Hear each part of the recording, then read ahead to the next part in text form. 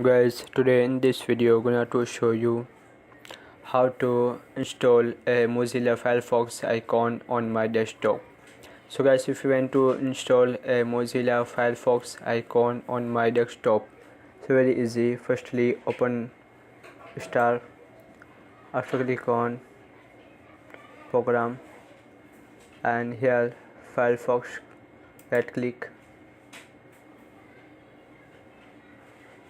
send to, and here click desktop.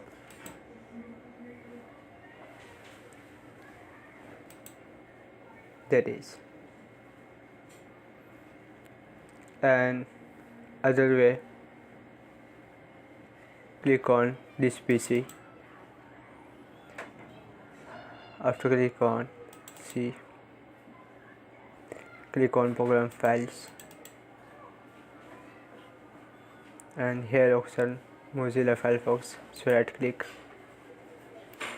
After click on open, after click on send to, and here option click on desktop. That is. So guys, this is very simple and easy method.